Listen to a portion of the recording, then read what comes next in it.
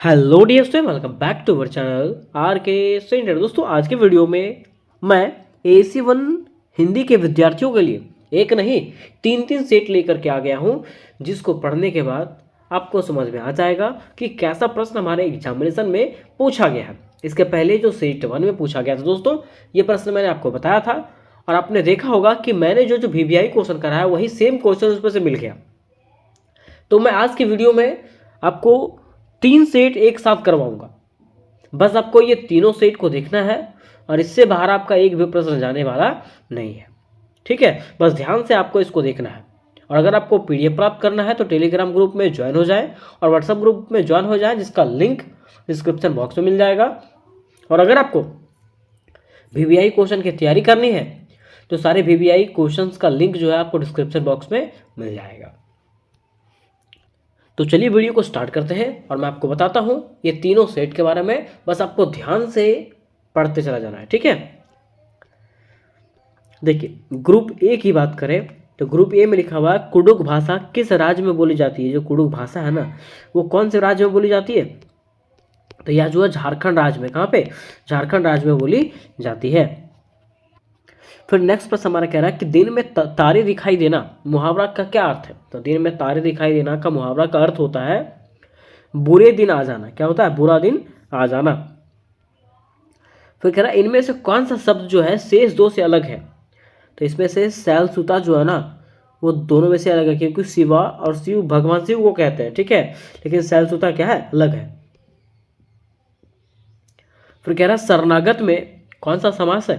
तो शरणागत जो होता है ना, वो तत्पुरुष समास होता है। कौन सा?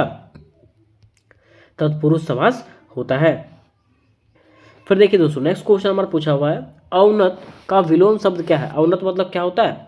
उन्नति नहीं करना। ठीक है, तो इसका विलोम शब्द में उल्टा शब्द क्या हो जाएगा? उन्नति करना, तो हो जाएगा उन्नत, है ना।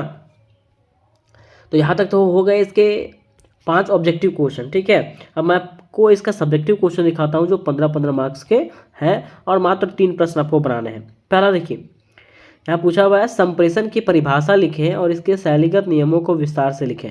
तो मैंने आपको संप्रेषण के बारे में बताया था, ये चीज़ आपको पढ़ देना है।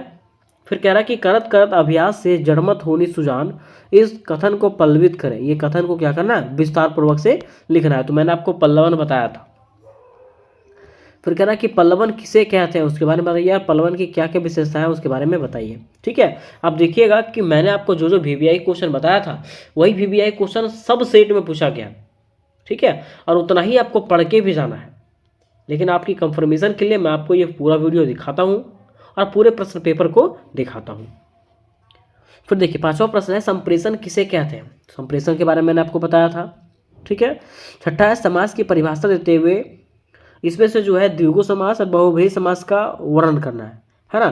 तो ये प्रश्न देखिए मैंने आपको बताया था, पहला आपको पढ़ देना है समास के बारे में, दूसरा पढ़ देना है संप्रेषण के बारे में, तीसरा पढ़ना है आपको पल्लवन के बारे में, चौथा आपको पढ़ लेना है संक्षेपण के बारे में। ठीक है, यही सब चीज़ पढ़ लेना है और इससे बाहर आपका प्रश्न जाने वाला नहीं है।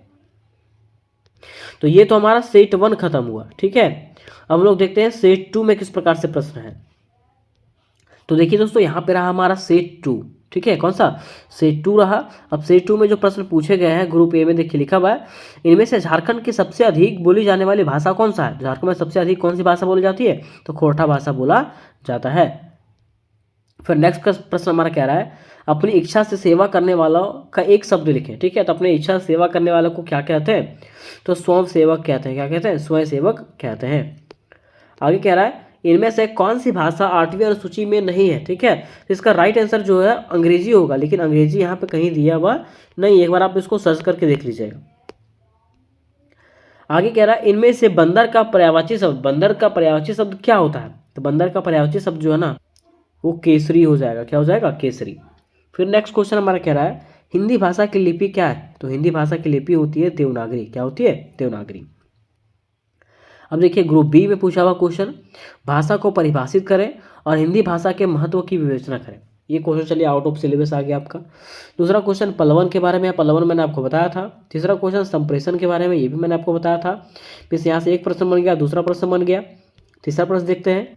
देखिए तीसरा प्रश्न रहा आपका इस प्रकार से, समास की परिभाषा देते हुए इसके प्रकारों को उदाहरण लिखिए। ये तो बन गया तीसरा प्रश्न तक, ठीक है। फिर चौथा प्रश्न देखिए, पल्लवन क्या है। पल्लवन के बारे में मैंने आपको बताया था, हाँ, मतलब प्रत्येक क्वेश्चंस में आपको 4-5 क्वेश्चन मिल जाएंगे और आप आराम से उसको बना सकते हो, कोई दिक्कत आपको नहीं हो गया, ठीक है। तो ये आपका सेट 2 हो गया। अब लोग चलते हैं इसके सेट 3 की तरफ। तो ये रहा दोस्तों सेट 3, क्या रहा, सेट 3, ठीक है। अब देखिए इसमें पहला प्रश्न पूछा गया है कि ईश्वर पर आस्था रखने वाले को क्या कहते हैं। तो ईश्वर पर जो आस्था रखता है उसको क्या कहते हैं, तो आस्तिक। क्या, आस्था जो नहीं रखता है, ठीक है, उसको क्या कहते हैं, नास्तिक कहते हैं। क्या कहते हैं, नास्तिक, ठीक है। दूसरा प्रश्न देखिए, कह रहा सीमित खर्चा करने वाले के लिए एक शब्द का चयन करें। सीमित मतलब समझते हैं, सोच समझ करके खर्चा करने वाले के लिए, ठीक है। इसको क्या कहते हैं, मितव्ययी कहते हैं। क्या कहते हैं, मितव्ययी कहते हैं। आगे कह रहा है इनमें से कौन सा शब्द शेष दो से अलग है। तो यहाँ पे अम्बुज जो है ना दोस्तों, ये दोनों से अलग है। फिर कह रहा है कि गुड़ खाए गुलगुलों से परहेज मुहावरा का अर्थ है। तो इसका मुहावरा का अर्थ होता है लाभ में रहना। क्या करना, लाभ में रहना, ठीक है। नेक्स्ट प्रश्न हमारा है, वर्तमान समय में राजभाषा आयोग के अध्यक्ष कौन है। तो कौन थे, तो श्री वंद्रभूषण प्रसाद जो थे वो कौन है, राजभाषा आयोग के अध्यक्ष हैं। तो ये 5 MCQ क्वेश्चन बन गए। उसके बाद देखिए यहाँ पे 15 मार्क्स वाला क्वेश्चन, भाषा संप्रेषण को परिभाषित करें। संप्रेषण के मैंने बताया संप्रेषण के बारे में आपको, पहला क्वेश्चन बन गया। दूसरा, तत्पुरुष समास किसको कहते हैं, समास से आ गया, ये भी बन गया। संक्षेपण किसको कहते हैं, ये भी बन गया, तीसरा क्वेश्चन बन गया। चौथा, शाब्दिक और अशाब्दिक संप्रेषण, चलिए ये आप नहीं जानते हैं, है ना। नेक्स्ट क्वेश्चन देखते हैं। देखिए नेक्स्ट प्रश्न हमारा आ गया, पल्लवन क्या है, ठीक है। तो यहाँ से मतलब प्रत्येक क्वेश्चन से आपके 4-4 क्वेश्चन मिल जा रहे हैं, ठीक है। बनाना मात्र 3 ही है, ठीक है, और 4-4 क्वेश्चन मिल जा रहे हैं। तो बस आपको करना क्या है, ध्यानपूर्वक से दोस्तों पढ़ना है।